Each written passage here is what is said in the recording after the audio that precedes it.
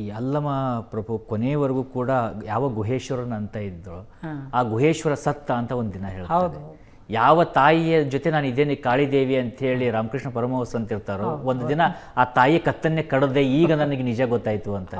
ಅಂಥ ಅನುಭವ ಅವರಿಂದ ನಿಮಗೇನಾದರೂ ಆಗಿದ್ದಿದೆಯಾ ಅಥವಾ ನೀವು ಅವ್ರ ಜೊತೆ ಚರ್ಚೆ ಮಾಡಿದ್ದಿದೆಯಾ?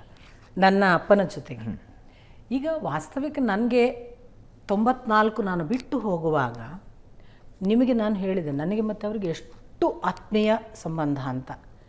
ನಾನು ಅವರನ್ನು ಒಂದು ದಿನ ಬಿಟ್ಟು ಹೋಗುವಾಗ 94ರ ಅಕ್ಟೋಬರ್ 7ನೇ ತಾರೀಕು ಅದು. ನಾನು ಬಿಡ್ತೇನೆ ಅಂತ ಅವ್ರಿಗೆ ಹೇಳಿಬಿಟ್ಟದ್ದಲ್ಲ. ನಾನು ಹೋದದ್ದು ಅಲ್ಲಿ ಇದ್ದ ಉದ್ಯೋಗದ ಆಫೀಸಿಗೆ ಹೋದದ್ದು, ರಾಜೀನಾಮೆ ಪತ್ರ ಬರೆದದ್ದು, ನೇರ ಮನೆಗೆ ಬಂದದ್ದು. ನನ್ನ ಗುರುಗಳಾಗ ಅಲ್ಲೇ ಇದ್ದರು ನಮ್ಮ ಮನೆಯಲ್ಲಿ. ಫಸ್ಟ್ ಹೋಗಿ ಅವರಿಗೆ ಹೇಳಿದೆ, ಪಪ್ಪ ನಾನಿವತ್ತು ಉದ್ಯೋಗ ಬಿಟ್ಟೆ. ಅವ್ರು ತುಂಬ ಸಂತೋಷದಿಂದ ಬೆನ್ಮೇಲೆ ಕೈ ಆಡಿಸಿ, ನೀನು ನನ್ನ ಮಗಳಲ್ಲವೇ ಅಂದರು. ಅದಕ್ಕೆ ಮೊದಲು 2-3 ಬಾರಿ ನಾನು ಬಿಡ್ತೇನೆ ಅಂದಾಗ ಬಿಡಬಾರ್ದು, ಕರ್ತವ್ಯ ಮಾಡಬೇಕು ಅಂತಿದ್ರು. ಅಂದರೆ ಬಿಡ್ತೇನೆ ಅಂತ ಕೇಳುವುದು ಅಂದರೆ ಇದು ಸಿದ್ಧವಾಗಿಲ್ಲ ಅಂತ ಅರ್ಥ. ಕೇಳದೆ ಅದು ಮಾಡಿ ಬಂದ ದಿವಸ ಬೆನ್ನು ನೇವರಿಸಿದ್ರು. ಆಮೇಲೆ ಅವ್ರು ನನಗೆ ಹೇಳಿದರು, ನಿನ್ನ ಅಪ್ಪನಿಗೆ ಹೇಳಿದ್ದೀಯಾ ಅಂತ. ಈಗ ಹೇಳಿ ಬರ್ತೀನಪ್ಪ ಅಂತ ನಾನು ಕೆಳಗೆ ಕೋಣೆಗೆ ಹೋದೆ, ಅಪ್ಪನ ಕೋಣೆಗೆ. ಆಗ ಅಪ್ಪನಿಗೆ ಹೇಳಿದೆ, ನಾನು ಹೀಗೆ ಉದ್ಯೋಗ ಬಿಟ್ಟಿದ್ದೀನಪ್ಪ ಅಂತ. ನಮ್ಮ ಅಪ್ಪ ತಕ್ಷಣ ಹೇಳಿದ್ದು, ಉದ್ಯೋಗ ಬಿಡ್ತೀಯ ಇನ್ನೇನು ಮಾಡ್ತೀನಿ ಅಂತ ಅಲ್ಲ, ಅದು ನನಗೆ ದೊಡ್ಡ ವಿಷಯ ಅಲ್ಲ, ಇನ್ನು ಮುಂದೆ ಏನು ಮಾಡ್ತಿ? ನಾನು ಕೂಡಲೇ ಹೇಳಿದೆ, ನಾನು ಸತ್ಯಕಾಮರ ಜೊತೆಗೆ ಹೋಗ್ತೇನೆ. ಈ ಮಾತಿಗೆ ನನ್ನ ತಂದೆ ತಕ್ಷಣ ಕೊಟ್ಟ ಉತ್ತರ, ನೀನು ತುಂಬ ತಡ ಮಾಡಿದ್ದು, ಬೇಗ ಹೋಗಬೇಕಿತ್ತು. ಈ ಎಲ್ಲ ಮಾತುಗಳ ಹಿಂದೆ ಅವರ ಕಣ್ಣು ಎಷ್ಟು ಇತ್ತು ಅಂತ ನನಗೆ ಈಗ ಅರ್ಥ ಆಗೋದು. ಇನ್ನೊಂದು ಭಾಗ ಆಯಿತು, ಅಷ್ಟು ಹೇಳಿದೆ. ಮನೆಯಲ್ಲಿ ಉಳಿದ ಯಾರಿಗೂ ಹೇಳಲಿಲ್ಲ. ಒಂದು ಸೂಟ್ಕೇಸ್ನಲ್ಲಿ ನನಗೆ ಬೇಕಾಗುವಷ್ಟು ಬಟ್ಟೆ ಇಟ್ಕೊಂಡೆ. ನನ್ನ ಕೈ ಉಳಿದಂತೆ ಖಾಲಿ. ನನ್ನ ಗುರುಗಳು. ನಾನು ಹೊರಟೇ ಬಿಟ್ಟೆ. ಕೋಣೆಗೆ ಬಂದೆ, ನನ್ನ ಅಪ್ಪನಿಗೆ ನಮಸ್ಕಾರ ಮಾಡಿದೆ. ಈಗ ನನ್ನ ಅಪ್ಪನಿಗೆ ಗೊತ್ತು, ನಾನು ಅಪ್ಪನನ್ನು ಬಿಟ್ಟು ಬೇರೆ ಯಾರಿಗೂ ಹೇಳಿಲ್ಲ. ಹೊರಗೆ ಏನೋ ಹೋಗಿ ಬರ್ತೀಯಾ ಅಂತ ಅಳುವ ಹಾಗಿಲ್ಲ. ಮನೆಯವರಿಗೆ ಯಾರಿಗೂ ಗೊತ್ತಿಲ್ಲ ನಾನು ಅದರ ಮೊದಲು ಹಿಮಾಲಯಕ್ಕೆ ಹೋಗಿದ್ದೀನಿ, ಮಧ್ಯಪ್ರದೇಶಕ್ಕೂ ಹಾಗೆ ಹೋಗ್ತಿದ್ದಾಳೆ ಅಂತ. ತಕ್ಷಣ ನನ್ನ ಅಪ್ಪ ಆ ಕೋಣೆಯಲ್ಲಿ ನನ್ನನ್ನು ಬಾಚಿ ತಬ್ಬಿ ಧ್ವನಿ ತೆಗೆದು ಹತ್ತರು. ಅಂದರೆ ನಾನು ನೋಡಿದ ಹಾಗೆ ನನ್ನ ಅಕ್ಕನನ್ನು ಮದುವೆ ಮಾಡಿಸ್ಕೊಟ್ಟಿದ್ದಾರೆ ಅಪ್ಪ, ಇಬ್ಬರು ಅಕ್ಕಂದರನ್ನು.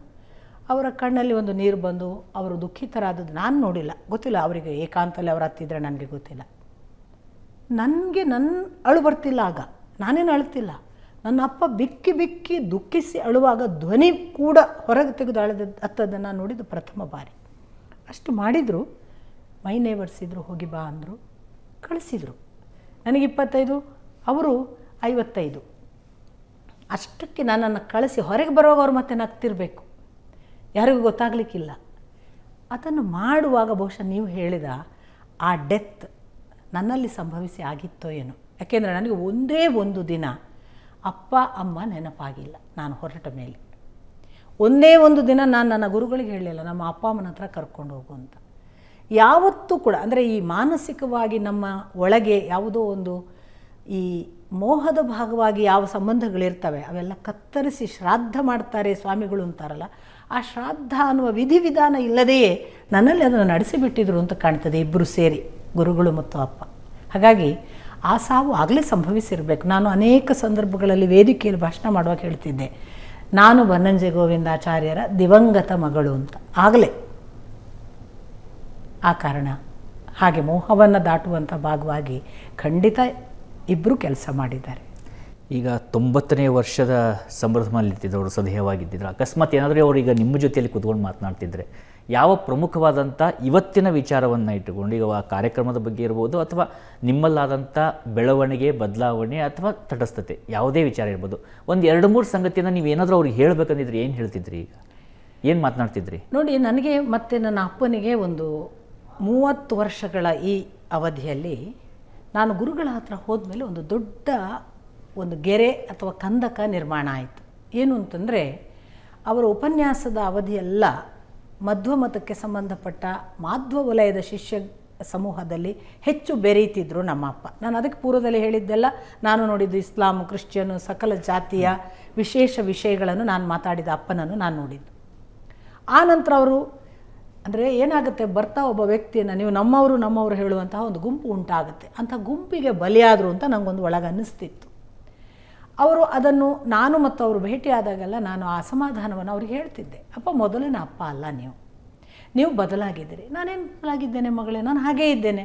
ಇಲ್ಲಪ್ಪ, ನೀವು ಈ ಥರ ಈ ವಲಯಕ್ಕೆ ಮಾತಾಡೋದು ಅಂತ ಮಾಡಬಾರ್ದು. ಮುಂಚೆ ನಿಮ್ಮ ವಲಯವನ್ನು ನೋಡಿದ್ದೇನೆ, ಕೇಳುಗರ ವಲಯ. ಈಗ ಹಾಗಿಲ್ಲ, ಈ ಭೇದ ಹೇಳ್ತಿದ್ದೆ. ಆಗ ಅಷ್ಟೇ ಹಗುರಾಗಿ ನಗ್ತಿದ್ರು ಅಪ್ಪ. ನಾನು ಯಾರನ್ನೂ ಬಿಟ್ಟಿಲ್ಲ. ನನ್ನ ಹತ್ರ ಬರುವವರು ತಾವಾಗಿ ಇವರೇ ಬಂದು ಕೂತ್ಕೊಂಡು ಇದನ್ನೇ ಹೇಳಿ ಅಂದದ್ರಿಂದ ಅವರಿಗೆ ಬೇಕಾದ್ದು ಹೇಳ್ತಿದ್ದೇನೆ. ನನ್ನ ಹತ್ರ ಈಗಲೂ ಕೂಡ ಇನ್ಯಾರೋ ಬಂದು ಇದನ್ನು ಹೇಳಿ ಅಂದರೆ ನಾನು ಹೇಳಲಿಕ್ಕೆ ಸಿದ್ಧ. ನನಗೆ ಯಾವುದೇ ಭೇದಗಳಿಲ್ಲ ಮಗಳೇ ಅಂತಿದ್ರು. ಇದು ನೀವು ಸಮಾಧಾನ ಮಾಡೋದಪ್ಪ, ನೀವು ಈ ವಲಯದ ಜೊತೆ ಖುಷಿಲಿದ್ದೀರಿ ಅಂತ ನಾನು ಅಟ್ಯಾಕ್ ಮಾಡ್ತಿದ್ದೆ. ಮತ್ತು ನಮಗೆ ಅಂಥ ಸ್ವಾತಂತ್ರ್ಯ ಕೊಡ್ತಿದ್ರು ಅಪ್ಪ, ಏನು ಪ್ರಶ್ನೆ ಕೂಡ ಕೇಳ್ಬೋದು. ಆಗ ನಮ್ಮ ಅಪ್ಪ ಹೇಳ್ತಿದ್ರು, ನಿನಗೆ ಹಾಗೆ ಅನ್ನಿಸ್ತಿದ್ರೆ ಅದು ಸತ್ಯ ಅಂತ ಅಂದ್ಕೊ. ನನಗೆ ಗೊತ್ತು, ನಾನು ಅಮೆರಿಕಕ್ಕೆ ಹೋಗ್ತೀನಿ, ಅಲ್ಲಿ ಎಂತೆಂಥವರೋ ಬರ್ತಾರೆ, ಅವ್ರಿಗೂ ಉತ್ತರಿಸಿದ್ದೀನಿ.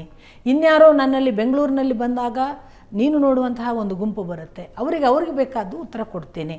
ಮತ್ತೆಲ್ಲೋ ಹೋದಾಗ ನೀನು ನೋಡಿಲ್ಲದ ಜಾಗಗಳಲ್ಲಿ ಬೇರೆ ಬೇರೆ ಥರದ ಜನಾಂಗ ನನ್ನ ಹತ್ರ ಬಂದು ಪ್ರಶ್ನೋತ್ತರಗಳನ್ನು ಮಾಡುತ್ತೆ, ಕೂತು ಭಾಷಣ ಕೇಳುತ್ತೆ.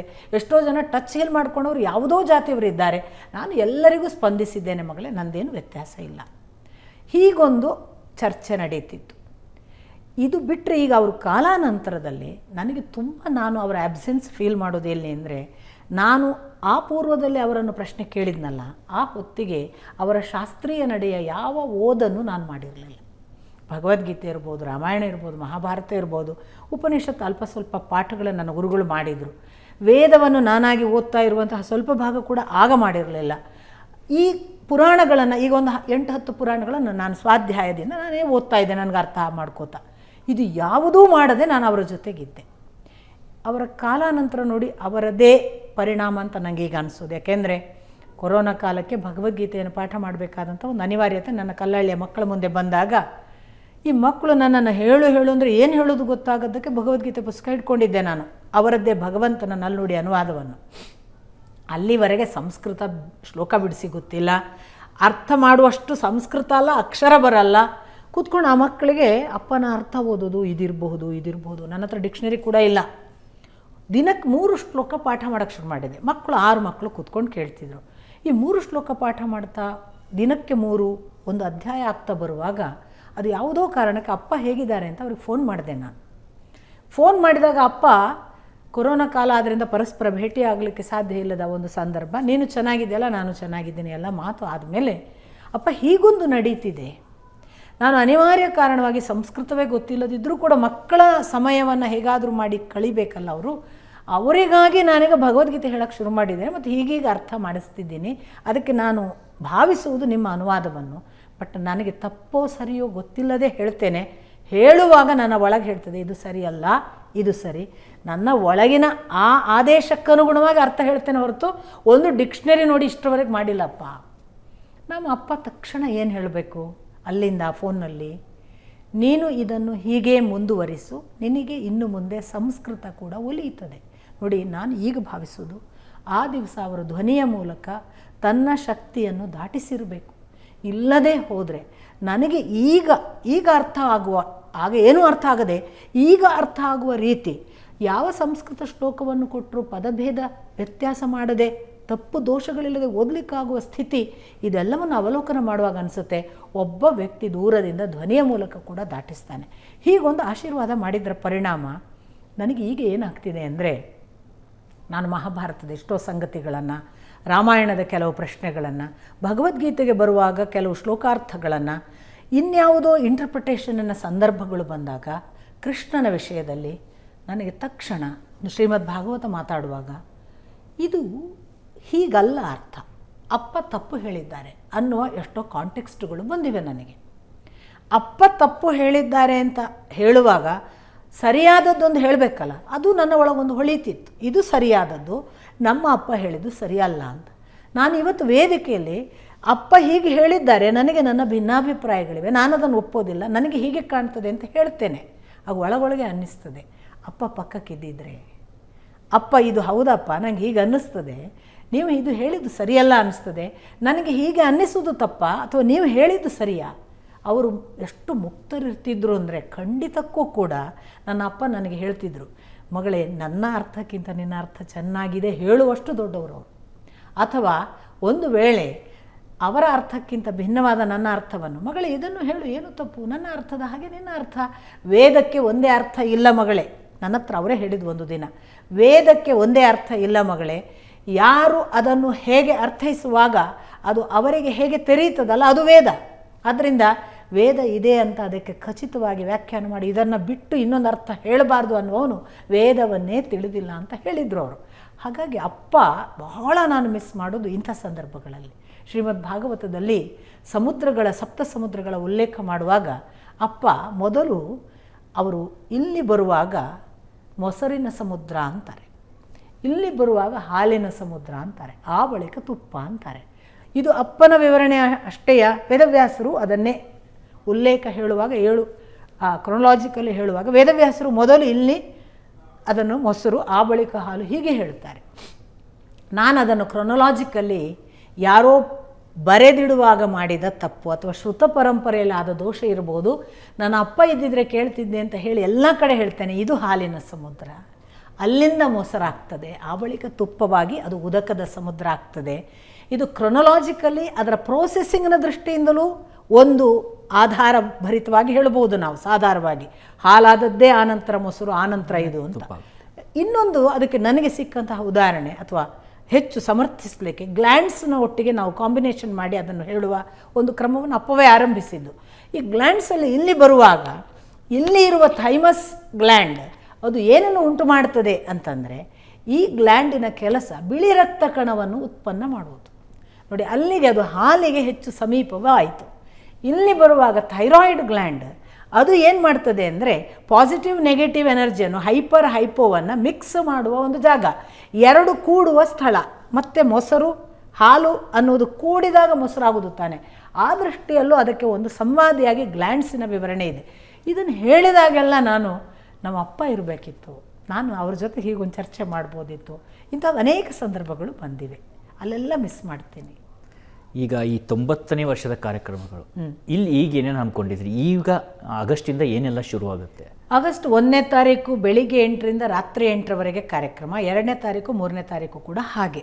ಇದು ಬೆಳಿಗ್ಗೆ 8ರಿಂದ ರಾತ್ರಿ 8ರಲ್ಲಿ, ಬೆಳಿಗ್ಗೆ 8ರಿಂದ ನಾವು ಪ್ರಾರಂಭ ಮಾಡುವಾಗ ಶುರು ಮಾಡಿರೋದು, ನಮ್ಮ ಅಪ್ಪನಿಗೆ ಅಚ್ಯುತಾಯ ನಮಃ, ಅನಂತಾಯ ನಮಃ, ಗೋವಿಂದಾಯ ನಮಃ ಆ ಮಂತ್ರ ಬಹಳ ಇಷ್ಟ. ಅವರು ಅನೇಕ ಬಾರಿ ಹೇಳೋದು, ಯಾರಿಗಾದರೂ ಜೀವನದಲ್ಲಿ ಒಳ್ಳೆಯ ಆರೋಗ್ಯ, ಒಳ್ಳೆಯ ಆಯುಸ್ಸು, ಒಳ್ಳೆಯ ಕೆಲಸ ಕಾರ್ಯ ಮಾಡಬೇಕು ಅಂತ ಯಾರಾದರೂ ಅಪೇಕ್ಷೆ ಪಟ್ಟರೆ ಈ ಮಂತ್ರವನ್ನು ಕನಿಷ್ಠ 108 ಬಾರಿಯೋ ನಿಮಗೆ ಇಷ್ಟವಾದಷ್ಟು ಬಾರಿಯೋ ಹೇಳಿ. ಸೊ ಅಚ್ಯುತಾಯ ನಮಃ ಅನ್ನೋದಕ್ಕೆ ಬಹಳ ಪರಿಣಾಮ. ಚ್ಯುತಿ ಇಲ್ಲದಂತೆ ನಡೆಸು ಅಚ್ಯುತ. ಆಮೇಲೆ ಅನಂತವಾಗಿರುವಂತೆ ನೋಡು ಈ ಜೀವನ, ಅನಂತವಾಗಿರುವಾಗ ಅದು ಅನಂತನ ಮಟ್ಟಕ್ಕೆ ಕ್ವಾಲಿಫೈಡು ಆಗಲಿ. ಆ ಬಳಿಕ ಒಂದು ವೇಳೆ ಅಚ್ಯುತವೂ ಆಗದೆ ಅನಂತವೂ ಆಗದಂತಹ ಯಾವುದೋ ದೋಷಪೂರಿತ ಬದುಕಾಗಿ ಬೇಗ ಮರಣ ಬಂತು, ಅದು ಗೋವಿಂದನನ್ನು ಸೇರಲಿ. ಈ ಮೂರನ್ನು ಒಳಗೊಂಡಂತಹ ಮಂತ್ರ ಇದು. ಇದನ್ನು ಹೇಳಿ ಅಂತಿದ್ರು. ಹಾಗಾಗಿ ಅವ್ರಿಗೆ ಇಷ್ಟ ಅಂತ ಅಲ್ಲಿಂದ ಪ್ರಾರಂಭ ಮಾಡ್ತೇವೆ. ಆ ಬಳಿಕ ನಮ್ಮ ಉದ್ಘಾಟನಾ ಸಮಾರಂಭ, ಅನೇಕ ಜನ ಮಠದ ವಿದ್ವಾಂಸ, ಸ್ವಾಮೀಜಿಗಳು, ಅನೇಕ ಧರ್ಮಾಧಿಕಾರಿಗಳು, ಬಹಳ ಜನ ವಿದ್ವಾಂಸರು ಎಲ್ಲ ಪಾಲ್ಗೊಳ್ತಾರೆ. ಸುಮಾರು 16 ಜನ ಉದ್ಘಾಟನಾ ಸಮಾರಂಭದಲ್ಲಿದ್ದಾರೆ. ಡಾಕ್ಟರ್ ಡಿ ವೀರೇಂದ್ರ ಹೆಗ್ಗಡೆಯವರೇ ಉದ್ಘಾಟನೆ ಮಾಡೋದು. ಅಧ್ಯಕ್ಷತೆ ನಮ್ಮ ಸೋಸಲೆ ಮಠದ ಸ್ವಾಮಿಗಳಿದ್ದಾರೆ, ವಿದ್ಯಾಶ್ರೀಷ ಸ್ವಾಮಿಗಳು. ಅದಲ್ಲದೆ ಅನೇಕ ಸ್ವಾಮಿಗಳು ಬರ್ತಾರೆ. ಅವರ ಜೊತೆಗೆ ನಮಗೆ ನಿರಂತರವಾಗಿ ನಾವು 2.5 ದಿನ ಆ ಬಳಿಕದ್ದು ಅಥವಾ ಆಲ್ಮೋಸ್ಟ್ 2 ದಿನ ಅಪ್ಪ ತೋರಿದ ರಾಮಾಯಣ, ಅಪ್ಪ ತೋರಿದ ಉಪನಿಷತ್ತು, ಅಪ್ಪ ತೋರಿದ ಮಹಾಭಾರತ, ಅದರ ಜೊತೆಗೆ ಅವರು ಮಾಡಿದಂಥ ಪುರಾಣದ ಮೇಲಿನ ಕೆಲಸಗಳು, ಅವರ ಬರಹಗಳು, ಅವರ ವೈಶಿಷ್ಟ್ಯ, ಹೀಗೆ ಬೇರೆ ಬೇರೆ ವಿದ್ವಾಂಸರಿಂದ ಮಾತಾಡಿಸ್ತೇವೆ. ಇದರ ಮಧ್ಯದಲ್ಲಿ ಅಪ್ಪನ ಕವಿತೆಗಳನ್ನು ಹಾಡಿಸ್ತೇವೆ. ಸುಮಾಶಾಸ್ತ್ರಿ ಮತ್ತು ನನ್ನ ತಂಗಿ ಕವಿತಾ ಉಡುಪ ಇಬ್ಬರು ಹಾಡ್ತಾರೆ. ಹಾಡುವಾಗ ಅದನ್ನು ನಾವು ಆ ಹಾಡಿನ ಜೊತೆಗೇ ಮರಳು ಚಿತ್ರವನ್ನು ರಾಘವೇಂದ್ರ ಹೆಗ್ಡೆ ಮಾಡ್ತಾರೆ, ವಿಲಾಸ್ ನಾಯಕ್ ಚಿತ್ರ ಮಾಡ್ತಾರೆ. ಈ ಕಡೆಯಿಂದ ಪ್ರಹ್ಲಾದ ನೆರಳಿನ ಚಿತ್ರಗಳ ಮೂಲಕ ಎಲ್ಲ ಹಾಡುಗಳನ್ನು ತೋರಿಸ್ತೇವೆ. ಅಪ್ಪ ಅನೇಕ ನಾಟಕಗಳನ್ನು ಬರೆದಿದ್ದಾರೆ. ಒಂದು ನಾಟಕವನ್ನು ಆವೇ ಮಣ್ಣಿನ ಆಟದ ಬಂಡಿ, ಶೂದ್ರಕನ ರಚನೆ, ಅದು ಮೃಚ್ಛಕಟಿಕ ಅಂತ ಮೂಲ ಸಂಸ್ಕೃತ. ಅದರ ಒಂದು ಪ್ರಯೋಗ ಕೂಡ ಇದೆ. ಅದನ್ನು ದೃಶ್ಯಂ ಸಂಸ್ಥೆ ಬೆಂಗಳೂರು ದಾಕ್ಷಾಯಣಿ ಭಟ್ ಅದನ್ನು ನಿರ್ದೇಶನ ಮಾಡ್ತಾರೆ. ಹೀಗಾಗಿ ಆ ನಾಟಕ ಇದೆ.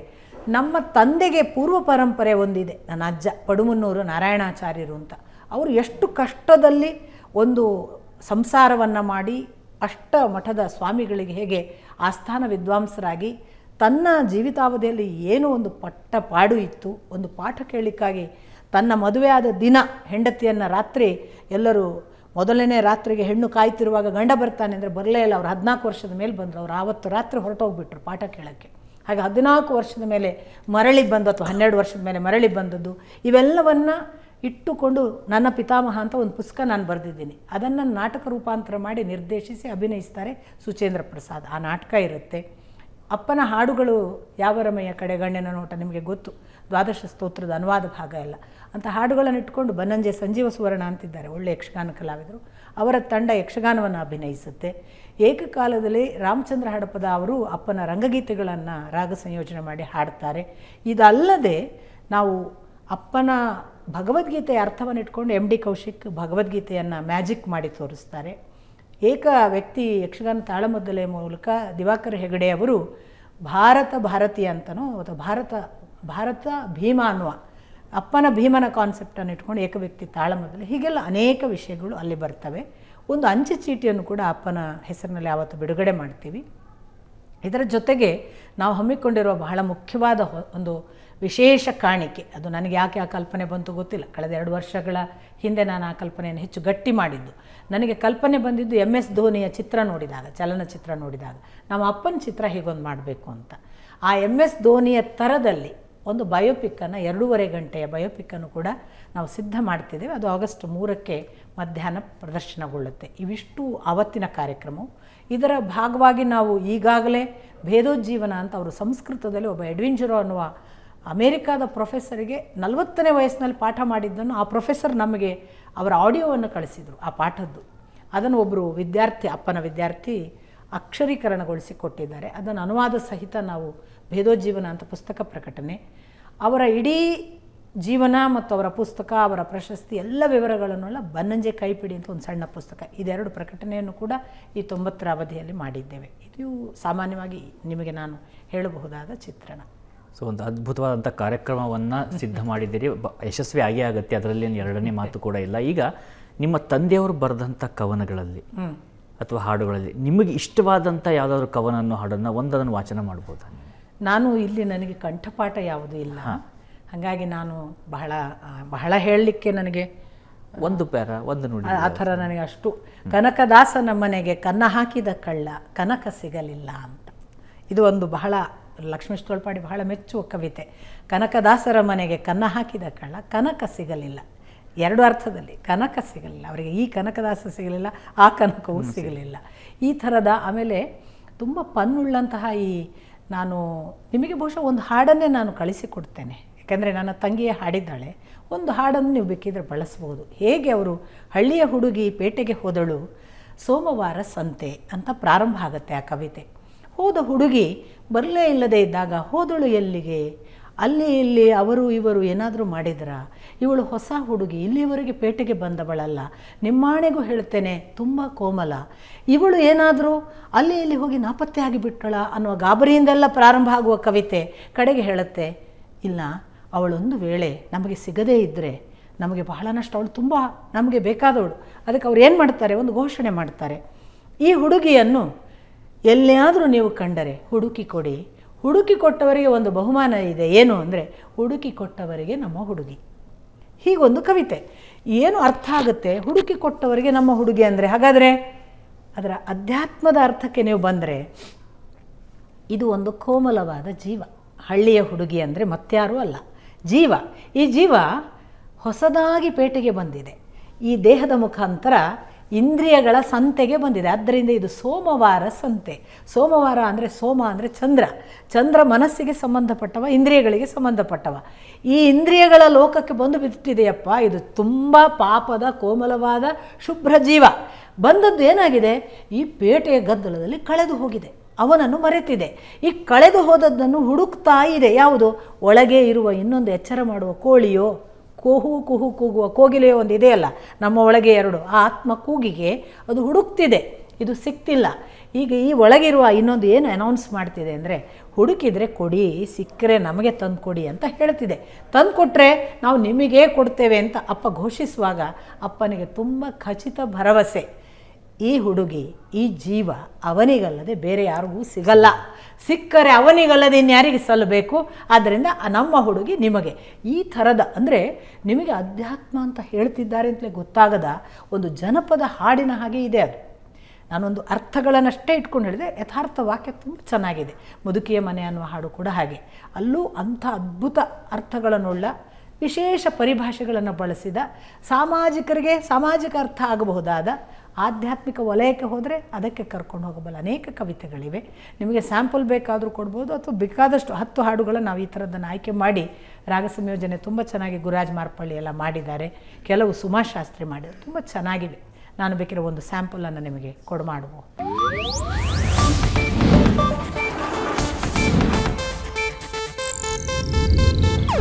ಇದು ಏಷ್ಯಾನೆಟ್ ನ್ಯೂಸ್ ನೆಟ್ವರ್ಕ್ ಪ್ರಸ್ತುತಿ.